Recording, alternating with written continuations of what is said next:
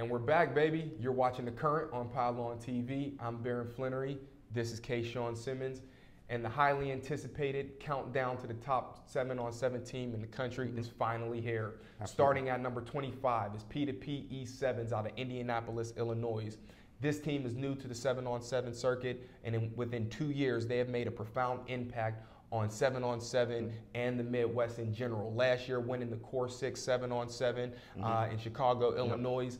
They returned a ton of players from that team. But if you look at some of the players that they've had over the years, Elijah Daniels, All-American, Antonio Allen, All-American, Dominic Booth, All-American. They've had a host of Division I players. When you look at the team they have coming up this year, it's no fall off. This is a loaded football team. If they have more longevity and then they won more tournaments, I can possibly see this team even be ranked higher in the initial ranking. But due to the lack of experience in tournament time, they come in at number 25.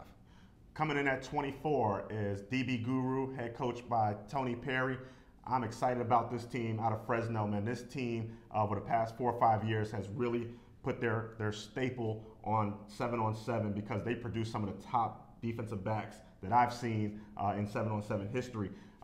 Notably, Dante Greenberry, he came with sweatpants on and a beanie, and you didn't really know who he was, but I guarantee you, once the ball was in the air, you knew who he was because not only was he a big-time football player, but he was very vocal in what he did, and he made sure that you knew who he was on the field. And this kid is ripping the charts at the University of Houston as a big-time receiver. And a big-time player out of the 2014 class for DB Guru is Micah Quick, who's arguably one of the best players that I've seen in 7-on-7. Dude is just unreal type of talent, man. He's athletic, good hips, good feet, everything that Tony preaches to his defensive backs. And he's one of the kids that I think will play on Sundays as a defensive back because he's just that type of special kid. Coming in at number 23, we have the Southeastern Express out of Nashville, Tennessee, led by Byron Diviner. This team is loaded. I've said loaded a couple times in this segment, but when you think about 7-on-7 teams and the type of talent that they are in these all-star teams, a lot of these teams are loaded, but this team is on par, if not better, than half the teams in the country. They're ranked. Right. They're not ranked as high as some because they don't do as well in the tournaments as they should with the type of talent that they're able to attract. But when you look at Will Redmond at Mississippi State, Brian Kimbrough at Vandy, Nate Cole's killing it at Cincinnati right now. Javon Robinson was committed to Auburn. Now he's the leading rusher in the JUCO ranks. Is going to come out as probably the top JUCO running back in the country next year. And then you look at last year's roster, Bo Scarborough, 5-star. You look at Rick Thomas, 5-star. Those type of kids are all on this roster year in and year out, and they continue to just grow as an organization. When you talk about skill players, there is no team better than the Tennessee Express. And then when you look at next year, this 2015 class, there's no drop-off. Their defensive backfield, you're just talking about DB Guru. I'm telling you what, this defensive backfield for the Southeastern Express is loaded. Rico McGraw, 25 offers. Maurice Smitherman and Karan Jones, those kids have SEC type of offers. They're going to be nationally recruited kids. And that's only this guy's backfield. So when you look at the Southeast Tennessee Express, this team is loaded. They're going to be very good, and if they win bigger tournaments, they have an opportunity to rise up the charts. And we are fortunate enough to have Byron Diviner on Skype with us today. He's going to answer some questions, and we thank him for his time. Absolutely. Well, the one thing that's happened these days in time, the kids are looking for opportunities to excel against and compete against the top talent in the country, which is in Florida, Georgia, Texas, California. So what's happened is kids have basically been able to recruit themselves from our first team, which consisted of like Cam Clear, Brian Kimbrough, Javon Robinson, and a trickling effect.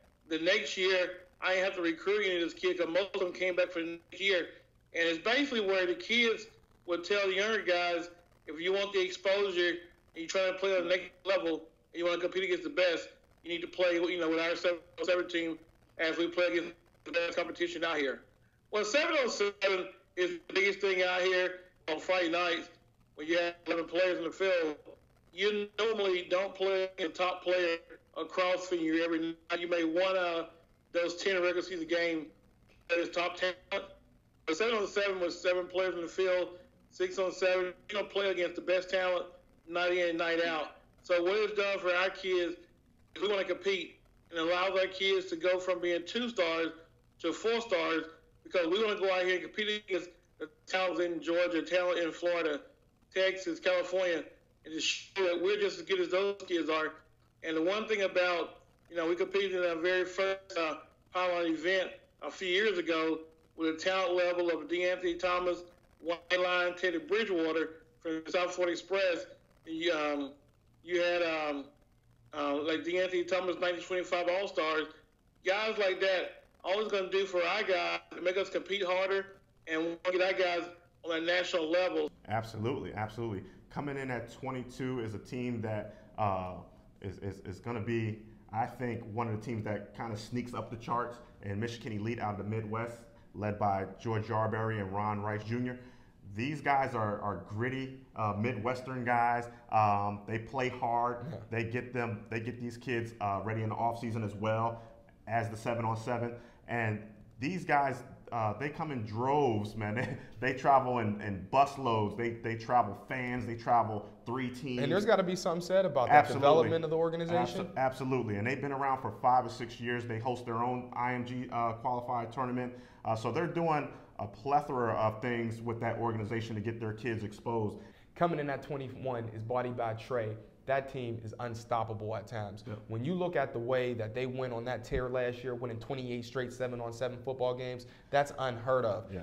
Teams just don't do that. The last team that did that was the Florida Fire, and that to me was probably the best 7-on-7 team in the history of travel 7-on-7. Yeah. But you look at the things that Body by Trey does. You have Trey training these kids as soon as their season is over. They're getting in the weight room. There is no off season with that program. You play your last high school game. You get into the weight room. You're getting onto the field, and you're doing all of the developmental things to prepare your body and your ability for the 7-on-7 circuit. And when they go to the 7-on-7 circuit, they do well. Absolutely. And they compete well. Last year they had a chance to win the pylon 7-on-7 in Las Vegas, and unfortunate situation happened that derailed that goal. But I'm telling you, if they play within themselves, if they play within their passion, and they go out and give it everything they got, this team is one to be reckoned with. I know we said a lot of these teams can move up the top 25 charts, but I think that this one is certainly one that you want to look at as that being a possibility. And if you look at the 5 that we just named, you got 2 from the Midwest and 2 from the California. So right now we're just seeing some strength in 2 regions that most people are like, hey, especially the Midwest. You know, you got 2 teams crack the top 25 in the Midwest. That's saying a lot about that Midwestern region that people normally sleep over. I tell you what, the Midwest region is coming up, and I can guarantee you there's going to be a lot more teams from the Midwest in this rankings as we continue to move forward. We thank you for joining us on The Current on Pylon TV. Your support is appreciated. I'm Baron Flannery.